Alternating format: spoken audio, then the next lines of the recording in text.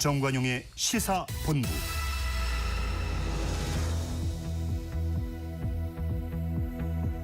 주요 정치 이슈들 거두절미하고 알맹이부터 토론해보는 거두절미 각서라고 합니다.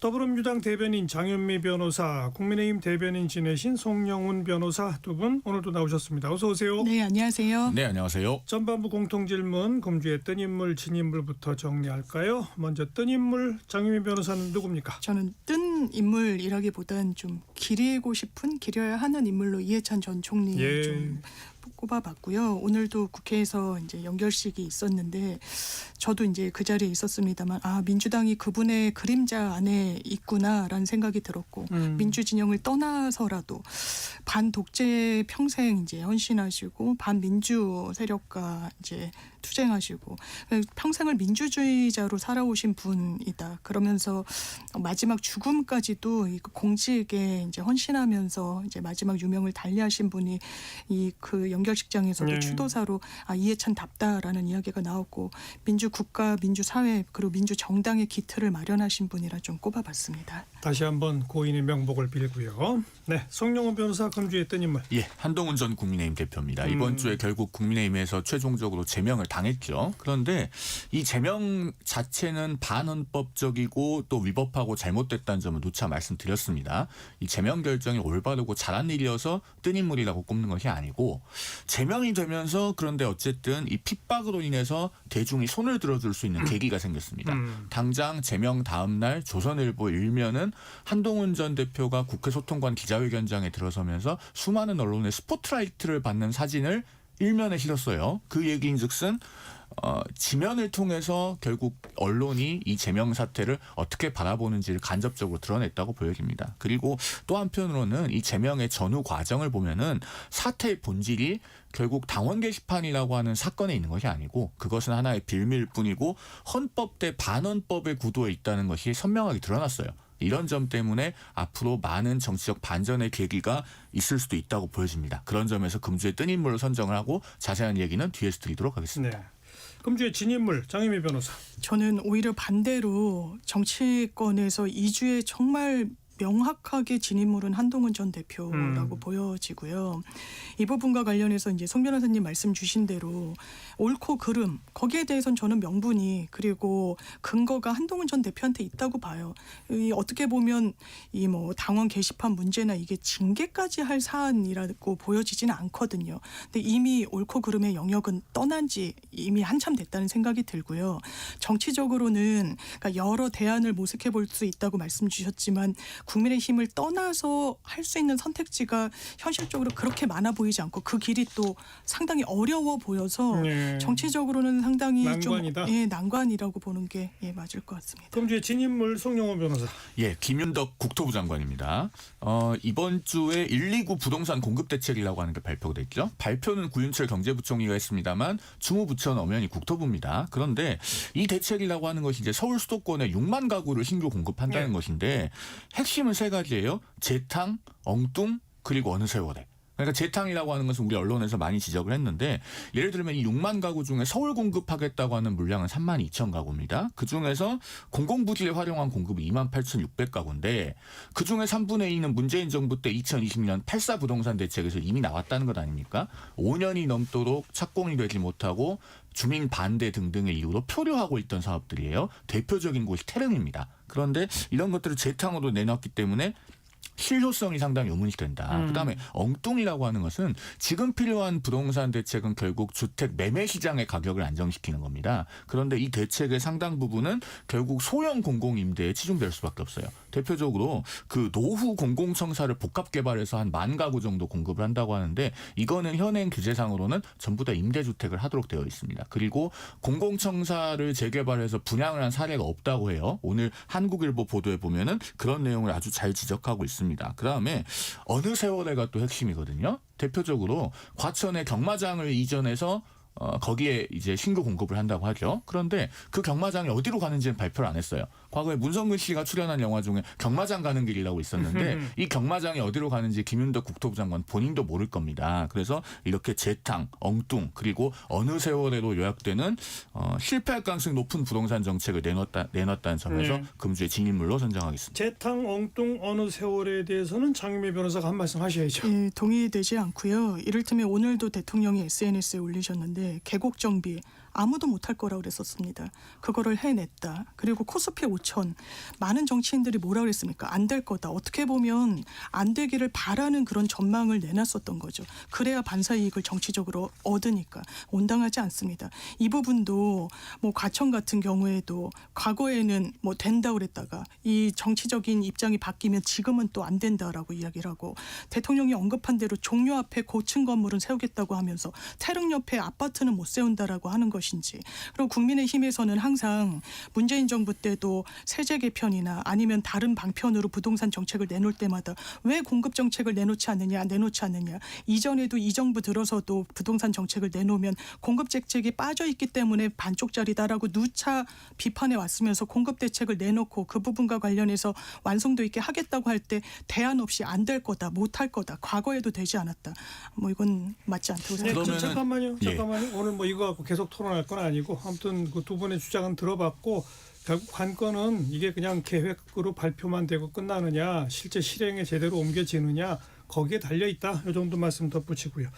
자, 금주의 뜬 인물 진인물에서 한동훈 전 대표가 한 사람은 뜬 인물 한 사람은 진인물로 됐으니까 아무튼 우리 송영훈 변호사는 이 방송에서 뭐 누차에 걸쳐서 장동혁 대표가 징계를 확정 지으면 안 된다.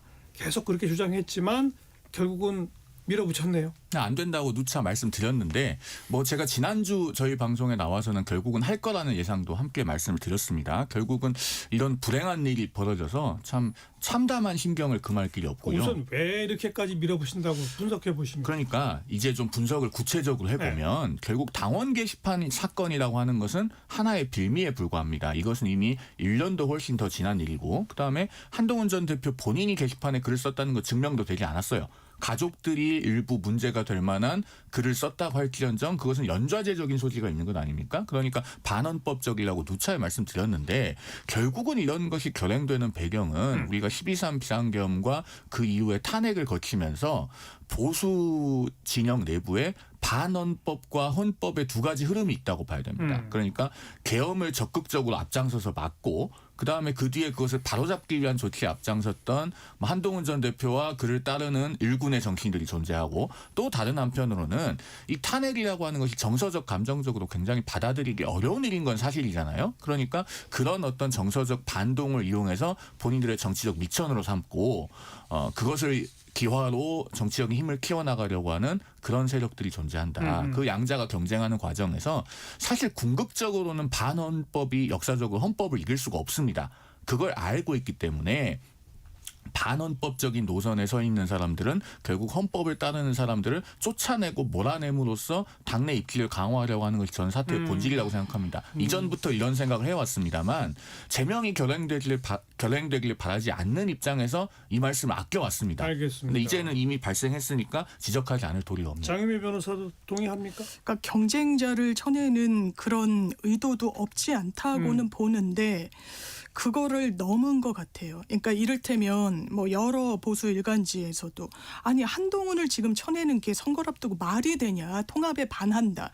근데 장동혁 대표는 그러면 한동훈 전 대표와 함께 갔을 때 이 부분이 외연 확장으로 플러스 기능을 할 것인가 아니면 내부 분열이 가속화할 것인가 후자라고 진단을 내린 것 같고요. 사실 한동훈 전 대표가 확장성을 가진 정치인은 아니라고 저는 생각합니다. 그리고 이 국면에서 대응책도 상당히 뭐 미숙하거나 틀렸다고까지 평가하고 싶은데 이를테면 국민의힘의 주류 당권파들 이야기를 들으면 그런 부분에 대단히 격앙되는 거예요. 이를테면 당신들은 불법 계엄을 지금 하고 있다. 왜냐하면 김종혁 전 최고에 대해서 징계 수위도 상당히 높이 나왔을 때. 그리고 지지세를 이제 갖고 있는 팬덤 정치인은 분명히 맞죠. 그래서 본인의 지지자들이 거기에 대한 문제의식을 갖고 이 집회를 하니까 여기에가 진짜 보수가 있다. 그러니까 몇몇 국민의힘 당원들, 구성원들 이 징계에 찬성하는 이 사람들은 그럼 우리를 가짜 보수라고 이야기하는 거냐.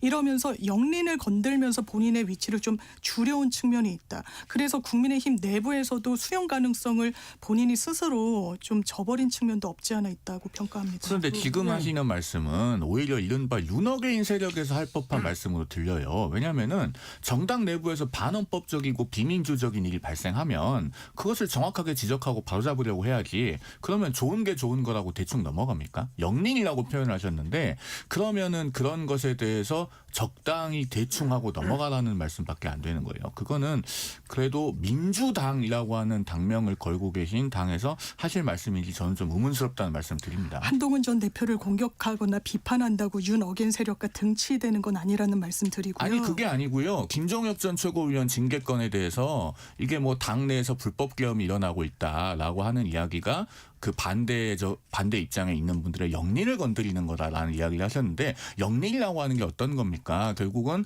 상대가 굉장히 분개하는 것이기 때문에 쉽게 건드리면 안 된다는 이야기잖아요. 그런데 아니 당대표가 당원들의 자유의지의 총합이다라고 하면서 일반 억제를 명목으로 당대표를 비판하는 일이 다시는 그 당원들이 보면서 못하게 하게끔 처벌을 해야 된다라고 하는 게 공당의 윤리위에서 나올 만한 결정입니까? 그러면 그런 것은 그 본질을 정확하게 지적을 해야지요. 제가 국민의힘 윤리위가 잘했다고 말하는 게 아니고 제가 모두에도 이거는 옳고 그름의 문제로 봤을 때는 한동훈 전 대표가 맞았다고 말씀을 드렸고 예. 김종혁 전 최고도 마찬가지입니다. 다만 정치 현상으로 접근했을 때 이 부분과 관련해서 구성원들에게 상처를 주는 방식으로 했다라는 게 지금 국민의힘 내부에서 나오고 있는 이야기라는 걸 전해드리는 겁니다. 아니 그러면은 잠깐만요. 그러면 이번에 징계를 밀어붙인 주류 쪽의 논리를 그냥 배경 설명했다는 그렇습니다. 말씀이신 것 같고, 근데 지금 객관적으로 최고위원 9명 가운데 1명만 반대, 1명은 기권. 그리고 국회의원 가운데 이거 문제 있다라고 목소리를 내는 사람이 한 10여 명 정도로 분류가 되고, 그리고 당원 전체 분포로 봤을 때도 대략 우리 송영훈 변호사 보시기에 이 이른바 이 장동혁을 좋아하는 지지하는 당원이 전체 당원 중에 몇십 포인트까지 된다고 보세요? 그 몇십 %포인트인지는 제가 계측할 수 없습니다만 그래요? 한 가지는 분명합니다. 장동혁 대표는 결선 투표를 거쳐서 불과 0.5% 조금 넘는 아주 근소한 차이로 당대표가 됐습니다. 그러면은 그것은 절반을 아주 약간 넘는 신임을 받아서 당대표가 된 것이지 당 전체를 좌지우지해도 되는 본인의 사당이 아닌 것만은 분명해요. 더군다나 공당이라고 하는 것은 당원들의 당비만 갖고 운영되지 않습니다. 막대한 국고보조금을 국민 혈세로부터 받아요. 민주당을 반대하는 국민도 본인이 낸 세금이 민주당에 들어가고 국민의힘을 반대하는 국민이 낸 세금도 국민의힘에 들어옵니다. 그러면은 설령 정치적으로 노선이 다르고 정견이 다르다고 해서 알겠어요. 명백한 징계 사유가 없이 축출하기 위한 제명을 하는 것은 반헌법적이죠. 아니, 그러니까 송 변호사 이제 계속 당위론을 지금 설명하고 계신데 그건 좋고, 장 변호사 보시기에는 국민의힘의 현주소가 지금 이 한동훈 파가 아무래도 소수인 건 맞죠? 그러니까 이게 현상으로 또 접근을 하면요. 이를테면 거기에 대해서 잘못됐어요. 그러면 국민의힘 내부의 구성원들이 어떤 반응을 보이고 있느냐. 당 지도부 물러나라라고 이름을 올린 의원들이 16명에 예, 불과합니다. 그러니까요. 그리고 최소한 이 정도로 만약에 거물급 정치인이라면, 그리고 정치적으로 기반이 탄탄한 정치인이 이런 취급을 당한다면 동반 탈당을 하거나 했던 게 좀 최소한 몇 명이라도 소수라도. 그동안에 했던 그 상례죠. 근데 그런 움직임이 건 없고 없습니다. 한동훈 대표도 당원들이나 지지자들한테 계속 남아 있으라고 지금 하고 예, 있다는 그러고 건 있는 돌아오겠다는 상황이고요. 거고. 그런데 돌아올 수 있는 건 선거에서 국민 선출을 받는 건데 그러면 본인이 또 이 방향을 바꿀 수 있는 건데 그거는 쉬울 것이냐.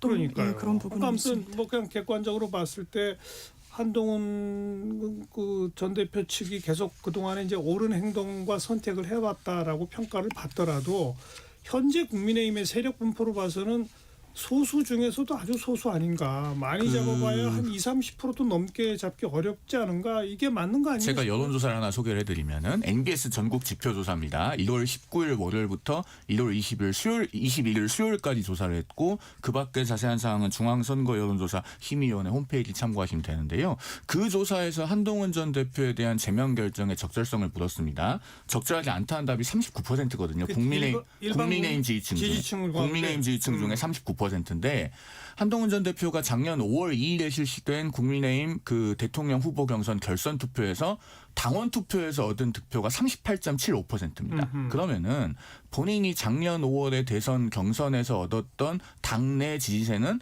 거의 그대로 유지되고 있다고 봐도 과언이 아니에요. 39%라고 하는 숫자는. 다만 한동훈 전 대표 본인이 제명을 당한 날 기자회견에서 내가 돌아올 거니까 남아있으라라고 하는 뜻을 공개적으로 밝혔잖아요. 그러면은 한동훈 전 대표와 결을 같이 하는 국회의원이든 또는 당원이든 지지자든 탈당하지 않고 일단 지켜보는 것이 맞죠. 그러니까 동반 탈당이 왜 없냐라고 하는 말씀은 한동훈 전 대표가 기자회견에서 어떤 내용을 말했는지 좀 간과하고 알겠고요. 말씀하신 것 같다. 무소속 출마설이 자꾸 나오는데 검토하고 있을까요? 어떨까요?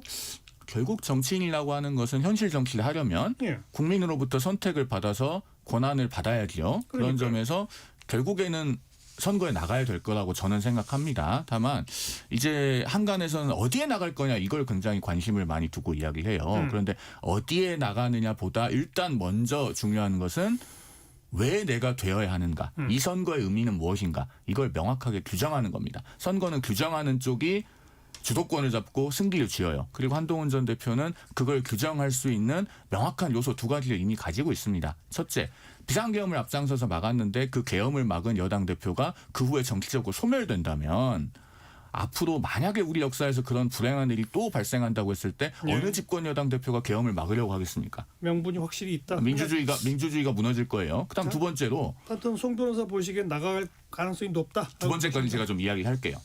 짧게 하세요. 두 번째로 결국은 정당에서 이렇게 이른바 당권을 가진 주류 세력이나 당권파가 자신의 경쟁자를 축출해서 제명하는 일이 발생했을 때 선거에서 살아 돌아오지 못하더라. 라는 학습 효과가 생기면 이런 일이 비일비재하게 발생할 겁니다. 알겠어요. 정당 민주주의 차원에서 또 왜 그것이 중요한가라는 두 가지의 소구 포인트가 분명히 있다고 장윤미 보여집니다. 변호사도 나갈 거라고 보세요? 저는 나가는 거 반, 그리고 기다린다, 때를 좀 기다린다 반인데 이제 분석이 나오는 걸 쭉 보면 단체장을 나가진 않을 거다. 그러면 국회의원 보궐선거를 나갈 텐데 지금 저울질하는 데는 아무래도 뭐 이건 확인되지 않고 송 변호사님이 더 잘 아시겠지만 뭐 내부에선 뭐 여론조사를 벌써부터 돌린다 뭐 이런 이야기도 기자들 사이에선 좀 있고 그랬을 때 부산 아니면 대구 이야기를 하면서 대구는 이제 출마 채비를 하고 계시는 분들이 주호영 의원, 추경호 의원 이렇게 있으니까 그 빈자리를 가거나 아니면 부산에 뭐 전재수 의원이나 이렇게 출마를 하면 그 자리를 가지 않겠느냐.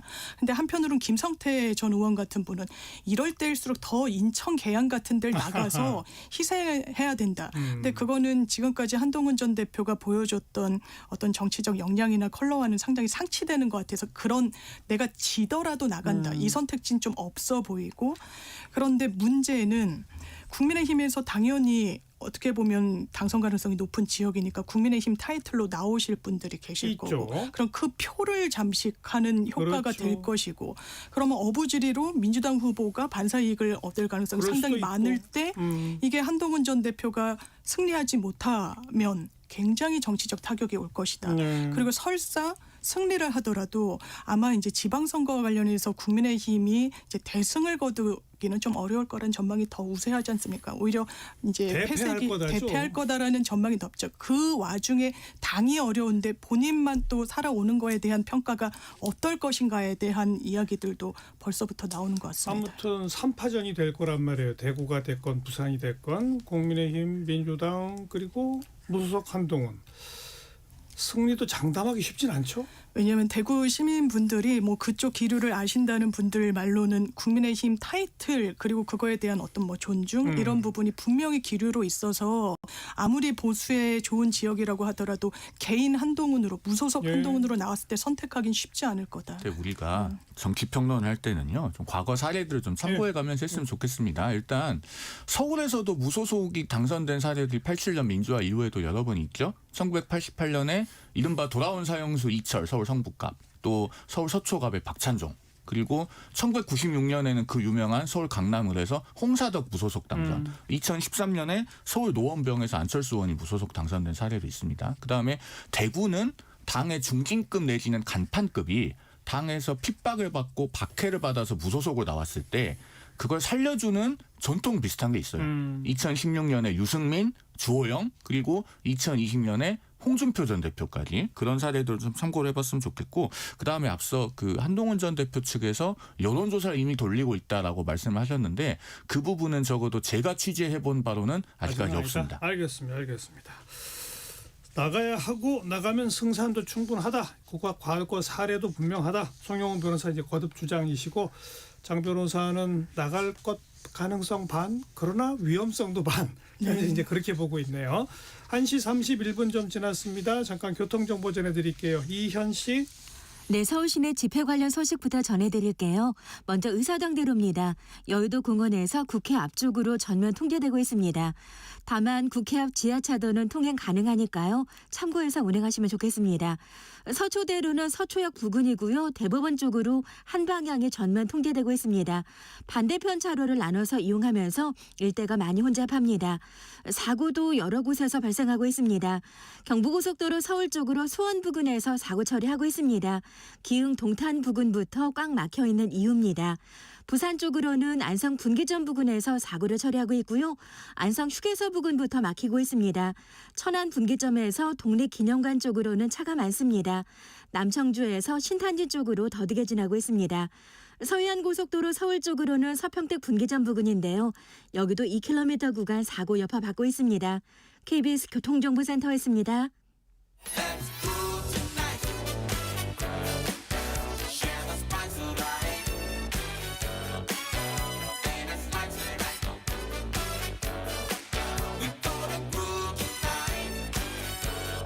국민 MC 정관용.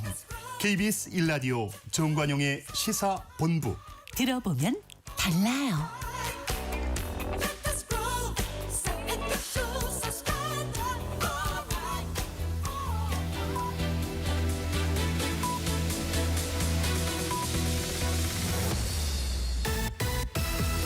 고두절미 각설하고 고고고. 갈 때까지 가보자. 정관용의 시사본부.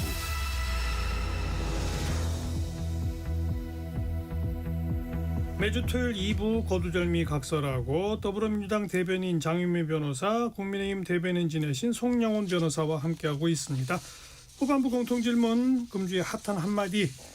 장윤미 변호사. 저는 이번 주에 있었던 그 김건희 씨 재판부가 했던 말 꼽아봤는데요. 상당히 화제가 되더라고요.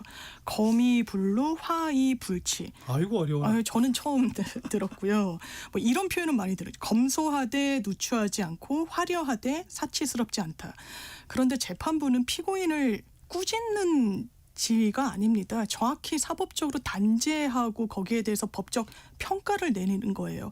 이렇게 꾸짖듯이 당신은 이렇게 뇌물을 받아서 금품을 수수하고 개인적으로 유용하면서 한껏 본인 치장에 집중했다라고 꾸짖을 게 아니라 그 부분과 관련해서 정확한 법적 평가를 내려야 하는데 꾸짖는 데는 성공하고 그 후자의 법적 평가를 내리는 데는 실패한 것 같아서 꼽아봤습니다. 이 한자 성어뿐 아니라 라틴어도 인용을 하고. 네네. 도이치모터스 주가 조작하고 명태균 관련 두부개가 다 무죄로 난 거 두 분은 어떻게 생각하세요? 저는 법리적으로 동의하기 어렵다라고 생각하고요. 왜냐하면 이 선행 판결 대법원에서 확정된 사실관계들이 있습니다. 이를테면 7초 매매, 이게 다 주가 조작의 한 축이다. 김건희 씨가 이 블랙펄에 준 20억 원은 이 종잣돈이 됐다. 이 자들의 이 시세 조정 세력에 이런 게 이미 인정이 됐는데 거기랑 다 배치되는 포괄일제 법리도 그렇고 시효의 문제도 그렇고 그래서 참 저는 항소심에서의 번복 가능성이 매우 높다고 송 생각합니다. 변호사는 어떻게 보세요? 그러니까 항소심에서 뒤바뀔 수 있다는 점에는 저는 동의하는데요. 다만 법리적으로 이해하기 어렵다는 부분은 저는 동의하기가 어려운 것이 앞서 그 대법원 판결 말씀하셨는데 도이치모터스 주가 조작 사건은 말씀하신 것처럼 공범들이 이미 대법원까지 가서 판결이 확정이 됐죠. 네. 그중에서 대표적으로 전주 손모 씨 1심에서 공동정범으로 기소돼서 무죄가 나왔다가 2심에서 예비적 공소사실로 방조범이 추가가 되니까 유죄가 나와서 집행유예가 나왔습니다. 그리고 그건 특검도 당연히 알고 있는 사건이에요. 그러면은 1심에서 기소를 할 때부터 본인들의 주장이 받아들여지지 않을 경우에 대비해서 방조범 부분을 예비적 공소사실로 추가했어야죠. 그걸 안 했기 때문에 1심에서 무죄가 나온 겁니다. 그리고 이번 재판부도 방조 부분은 공방의 대상이 아니었기 때문에 판단하지 않는다. 일종의 불고불리 원칙에 충실한 판단을 한 거예요. 그러니까 그 부분은 특검이 본인들이 이를 부실하게 한 것을 돌아봐야 된다라는 말씀을 드립니다. 이 조금 어려운 얘기지만 아무튼 공동정범이냐 방조범이냐 요 두 가지 쟁점 이거에 대해서 지금 특검은 공동정범 하나로만 밀어붙였다는 것이고 방조범으로까지 했어야 유죄를 받아낼 수 있었다 이런 주장인 거죠. 그런데 제가 검찰 오래 계셨던 분한테 들었더니 이 정도는 방조로 예비적으로 뭐 이렇게 하기도 어렵다. 이거는 어허. 워낙에 공동정범으로 인정될 수 있는 케이스이기 때문에 그렇다는 알겠어요. 얘기를 좌우간 하시더라고요. 뭐 이건 항소심 가서 또 다퉈볼 문제가 되겠고 좌우간 화제가 된 판결문인 것만은 분명합니다. 맞습니다. 제가 하나만 더 짚고 넘어가면 형사소송 규칙에 보면요. 그 재판장은 피고인을 적절하게 훈계할 수 있다는 규정이 있는 걸로 압니다. 그렇기 때문에 아까 뭐 거미불로 말씀하셨는데 그런 부분에 훈계를 하는 것이 저는 부적절했다고 보이진 않아요. 할 수 있는 겁니다. 자, 그럼 이제 핫한 한마디 성영원 변호사. 예, 이재명 대통령의 발언이고 앞서 잠시 나오기도 했는데요. 어제 SNS에 이런 얘기를 올렸죠. 부동산 정상화는 5,000픽 계곡 정비보다 훨씬 쉽고 더 중요한 일입니다라고 했는데 제가 여기서 걱정하는 부분은 대통령의 과도한 자신감입니다. 훨씬 쉽고라고 했는데 이런 메시지가 나오고 또 같은 기조로 이번 주에 이규현 청와대 홍보소통수석도 이번에 매물을 제대로 안 내놓고 갖고 있는 다주택자들은 후회할 것이라고 얘기를 했거든요. 그런데 저는 이런 말들에서 굉장히 기시감을 느껴요. 문재인 정부에서 어떤 일이 있었습니까? 2017년 8월 3일에 김수현 청와대 정책실장이 내년 4월까지 집할 기회 드리겠다.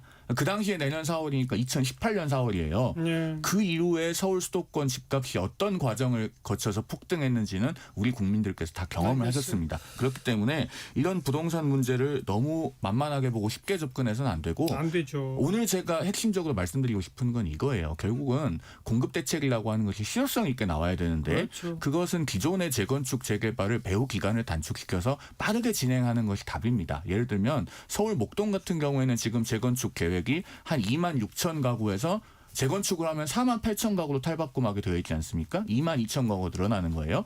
이런 것들이 훨씬 더 빠르게 진행될 수 있게 하는 것이 정부의 역할입니다. 아무튼 부동산은 계획이나 말로 되는 게 아니다. 이건 맞는 얘기예요. 이제 실력으로 보여라. 저도 뭐 한마디 그냥 얘기를 하고요. 자, 아까 고 이해찬 전 총리 이야기가 나왔는데 공동상주로 김민석 총리 정청래 대표가 줄곧 자리를 지켰다고 네. 하고 이게 지금 또 조국혁신당과의 이 합당 논의와 또 연결이 시켜지면서 8월에 있을 차기 당대표 뭐 경선 구도에 김민석 대 정청래의 어떤 이 싸움이 본격화된다라는 분석 기사들이 막 쏟아지고 있지 않습니까? 그러니까요. 실제 지금 그런 게 맞죠? 민주당 안에서. 그러니까 빈소에 또 이게 가족장이 아니라 사회장으로 치러지다 보니까 김민석 총리가 계속 이제 빈소를 지켰고 정청래 대표도 민주당 대표로서 있었고 이제 조국혁신당 조국 대표는 제가 이제 이야기를 들어보니까 이제 상주 역할을 좀 하고 싶다라고 해서 조율을 해서 이제 시간을 좀 제한을 해서 왜냐면 고인이 이제 조국혁신당에 이제 뭐 계셨던 분은 아니시니까 이렇게 했는데 이 새 정치인이 담겼던 게 또 정치적 함의로 많이 이제 뭐 보도가 되기도 했고 아마 김민석 총리 같은 경우에는 3프로 TV였나요? 나와서 예. 아마 당권 도전을 할 의사를 것처럼 밝혔어요. 예, 이렇게 읽히는 발언이 있었고 그 부분과 관련해서는 뭐 여러 주자들이 있는 건 민주당으로서도 뭐 좋은 거니까요.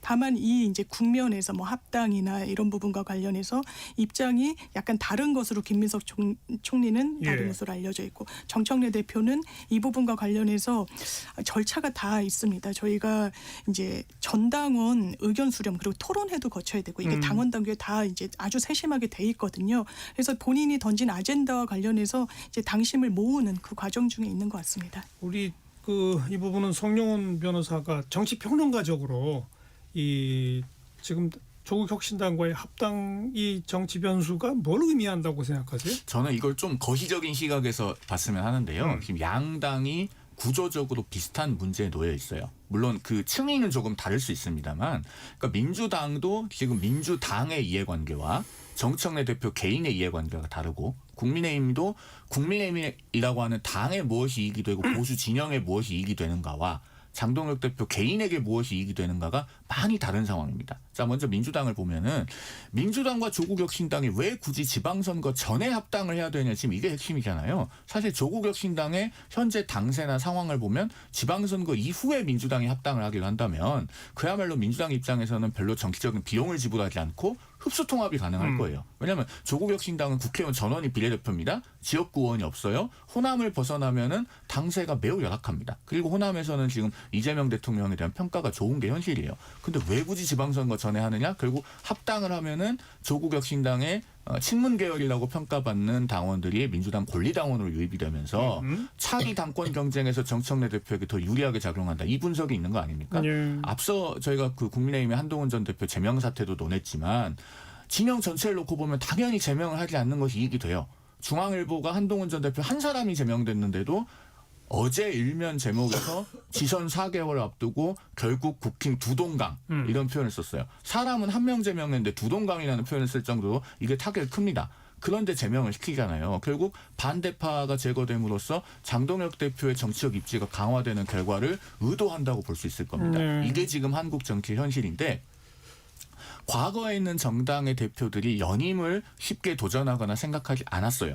3기 이후로는 아마 민주당의 정세균 대표가 연임 도전한 정도가 거의 유일한 사례였고 실제 성공을 못했는데 이재명 대통령이 2024년에 비명맹사 공천을 하고 민주당 당대표 연임에 성공하고 대통령까지 됐기 때문에 이른바 이재명 모델이라는 게 생겨난 것 아니겠습니까? 그래서 정청래 대표도 그 길을 가려고 하고 장동혁 대표도 어떻게 보면 이걸 벤치마킹 하려고 하는 것 같아요. 이런 구조적인 문제를 좀 봐야 지금 현재 있는 그 민주당과 조국혁신당의 합당 논란을 좀 포괄적으로 조망할 수 있지 않을까 하는 생각이 듭니다. 한마디로 말해서 정청래가 본인의 당대표 연임과 대권 도전을 위해 조기에 조국혁신당과의 합당을 추진하려고 한다. 이제 그 말인 거잖아요.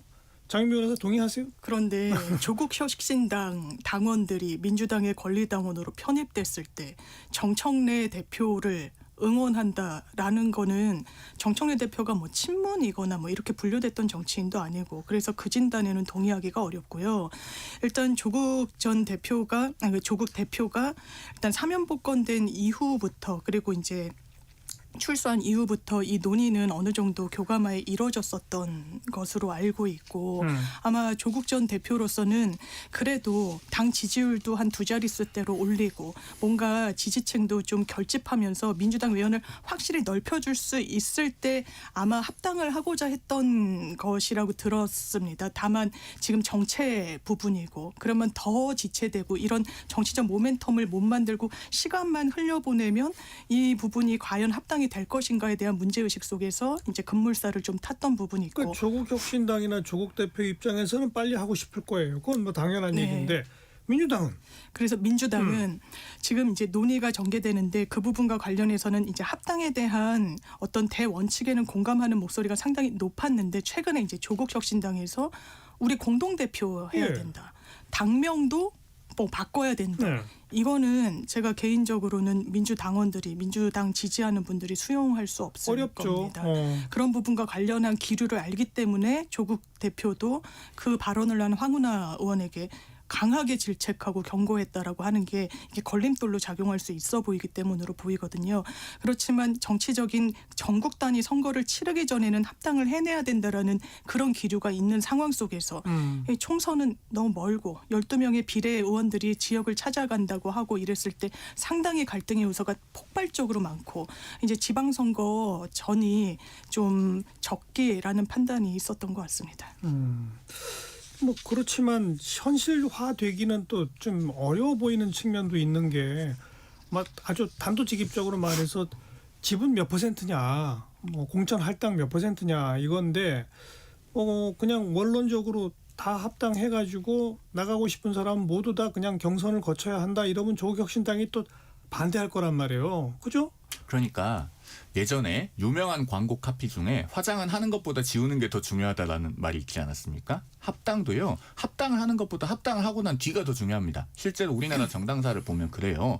자, 진보, 중도, 보수 진영에서 2010년대부터 2020년대까지 있었던 주요한 합당 사례를 보면은 2014년에 민주당하고 새정치연합이 합당해서 새정치민주연합이 만들어졌죠. 2018년에 국민의당과 바른정당이 합당해서 바른미래당이 만들어졌습니다. 2020년에 2020년에 자유한국당하고 새로운 보수당이 합당해서 미래통합당이 탄생을 했는데 이 세 사례 모두 합당을 하는 과정보다 합당을 하고 나서 공천을 정리하는 게 훨씬 더 힘들었습니다. 예. 새정치민주연합도 과거에 그 광주시장으로 윤장현 후보를 전략공천했다가 끝까지 당선이 못 될 뻔해서 어려움을 겪었었잖아요. 그리고 국민의당과 바른정당이 통합된 뒤에는 안철수 의원의 지역구였던 노원병에 이준석 당시 후보가 아주 우여곡절 끝에 공천은 받았습니다만 결국 대패했어요. 그리고 2020년에 그 미래통합당이 출범한 뒤에도 공천 정리가 만만치 않았습니다. 그러면은 지방선거 전에 이렇게 통합한다고 했을 때 과연 민주당과 조국혁신당의 화학적 결합이 가능할까?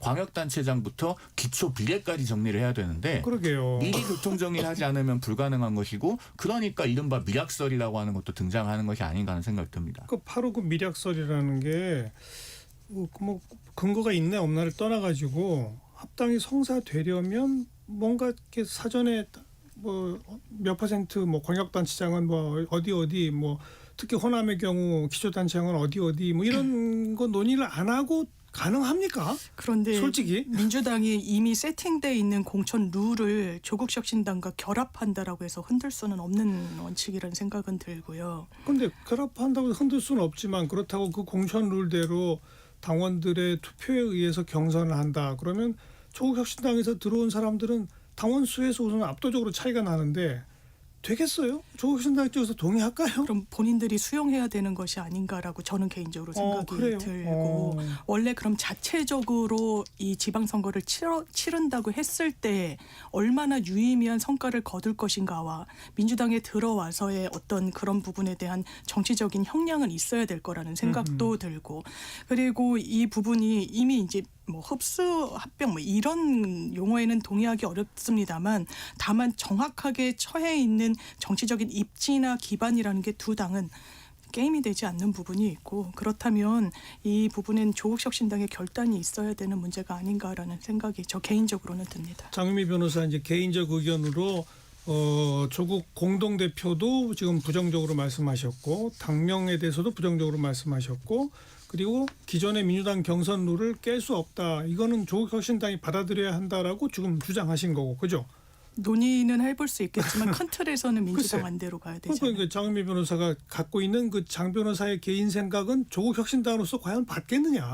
그 남의 당 얘기지만 일단 장 변호사님 말씀에 좀 수긍이 되는 부분은 있어요. 네, 왜냐하면 원칙적으로는 저 말이 맞는 것 같기도 그러니까 해요. 황운하 의원이 이번 주에 불교방송 라디오에 나가서 조국 대표가 공동대표를 해야 된다는 말을 했는데 황운하 의원 본인도 그게 될 거라고 생각하고 말한 게 아닐 거예요. 조국혁신당이 12석 민주당이 지금 162석입니다. 예. 13배가 넘게 차이 나는데 공동대표를 어떻게 하겠어요. 그다음에 당명을 바꿀 수 있겠나 생각을 해보면 자 민주당과 조국혁신당이 합당을 하면서 양당을 모두 반영하는 새로운 당명을 정한다면 뭘 할 수 있습니까? 뭐 조국민주당 같은 걸 하나요? 그럼 민주혁신당.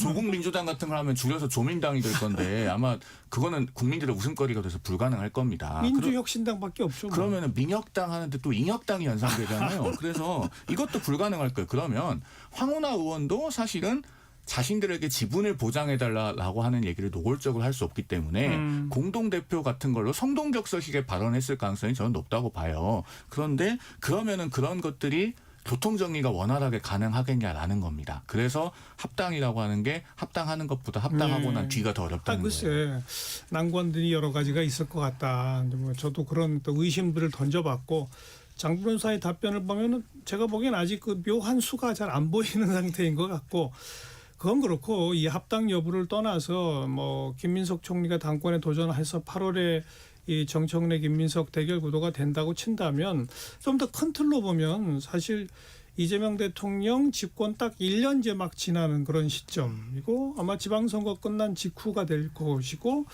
그렇다면 정청래 대표가 잘해서 지방선거 이겼으니 정청래 대표 계속 더 해야지라는 주장이 당내에서 힘을 더 받을까? 아니면 이재명 대통령하고 조금 껄끄러웠던 정청래 대표보다는 손발 잘 맞는 김민석 당대표가 낫다라는 주장이 더 쉽게 당에서 수긍을 얻을까? 그냥 큰 틀에서 그냥 단순하게 생각해 보면 김민석 쪽으로 좀 더 유리한 거 아니에요?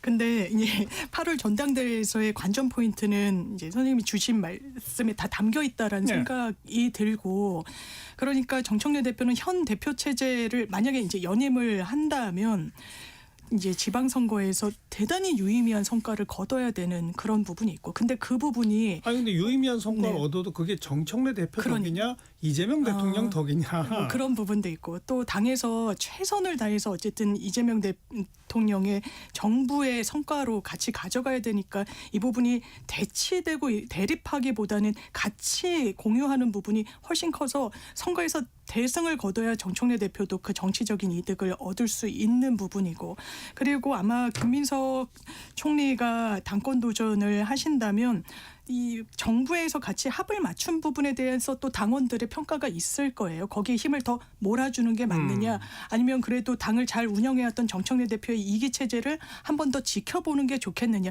이 부분이 제일 관건인 건 맞는 것 같습니다. 장 변호사는 어떻게 보세요? 아니죠, 송 변호사. 저는요, 김민석 총리가 이번 주 월요일에 본인이 당대표에 로망이 있다고 했잖아요. 좀 다른 로망을 가지셨으면 좋겠어요. 지금 뭐요? 예를 들면 한미 관세 문제를 잘 해결하는 데 로망이 있다든가. 왜냐하면 그 발언을 이번 주 월요일에 했는데 바로 그 다음날 무슨 일이 있었습니까? 화요일 아침 새벽에 트럼프 대통령이 자동차 관세 다시 25%를 올리겠다라고 해가지고 난리가 났잖아요. 그런데 김민석 총리는 그 직전에 미국 갔다 왔어요. 제이디 벤스 미국 부통령을 만났고, 그래서 본인이 직통 전화번호 받았고 예. 굉장히 자랑을 했습니다. 그 뒤통수 맞은 거예요. 네, 뭐 맞는 말씀이고, 근데 아무튼 또 정치평론가적으로 8월에 김민석 대 정청래가 붙으면 어떻게 될 것 같아요? 아니 그런데 잠깐만요. 정치평론을 하지만 사실은 우리가 이런 정치공학이나 여의도 정치에 매몰되는 것보다 국민들의 삶의 문제가 정말 중요합니다. 김민석 총리는 본인이 총리직에 있으면서 정말 직무 수행을 성실하게 잘하고 그 직에서 성과를 내고 그 다음에 무슨 스텝을 가야지 마음이 콩밭에 가 있어서 뒤통수 맞고 다니면 본인의 정치적 진로인들 바람직하게 잘 풀리겠습니까? 그런 점에서 본인의 우선순위에 굉장히 아쉬움이 있는 거예요. 국민의힘 대변인 지내신 분 많네. 자꾸 제가 평론가로 만들어 보려 했더니 안 하려고 자꾸 그러시는 것 같고, 장은미 변호사는 네. 곤혹스럽죠. 당에 지금 대변인 맡고 있는데 지금 제가 정청래 대 김민석 하면 어떻게 될 것 같아요? 그러면 말 못하죠. 그죠? 어려운 부분은 있습니다. 말씀드리기 제한되는 부분. 그러니까 저 혼자 이제 떠드는 수밖에 없는 거고, 그냥 과연 정청래가 잘해서 선거 이겼냐, 아니면 이재명이 잘해서 선거 이겼냐? 그러면 이재명 없든 맞는 사람이 좋으냐, 정청래가 계속하는 게 좋으냐? 이걸 당에서 당원들이 어떻게 판단할 것이냐? 아주 단순 명쾌하게 그걸로 저는 결론이 날 거라고 생각을 하고, 조국혁신당의 합당 부분은 사실 큰 변수가 안 될 수도 있다. 정작 8월에 당권 경쟁 구도가 이 양상대로 간다면 그 뭐 당원 몇만 명밖에 지금 안 되는데 그 사람들 들어온다고 또 그 표가 몰표로 다 어디로 간다는 것도 없고, 그래서 당권에 대해 조국혁신당 합당 변수만 막 부각해서 쓰는 그런 기사는 전 좀 부정확한 기사라고 생각. 좀 더 큰 틀에서 당권 경쟁을 봐야 되는 거 아닌가, 이런 생각이에요. 근데 그 전당대회가 1대1 구도로 사생결단으로 치러진다면 7%가 적은 숫자가 아니거든요. 지난주에 제가 7% 말씀드렸잖아요. 그것도 뭐 맞는 말인데 그 7에서 과연 몇 %가 7이 전부 한쪽으로 가느냐, 또 그것도 아닐 수 있기 때문에 또 큰 틀의 축은 결국은 이재명 집권 1기 1년 차, 그리고 앞으로 아직 4년이나 남아있는 차기 대권, 자, 그 판단들이 당원들은 제일 중요시할 것이다. 저희가 뭐 그런 정도 해설을 덧붙여드리죠. 거두절미 각설하고 여기까지입니다. 더불어민주당 대변인 장윤미 변호사, 국민의힘 대변인 지내신 송영훈 변호사, 두 분 수고하셨습니다. 감사합니다. 감사합니다. 이종용이 부른 겨울아이 들으시고요. 내일 뵙겠습니다. 안녕히 계세요.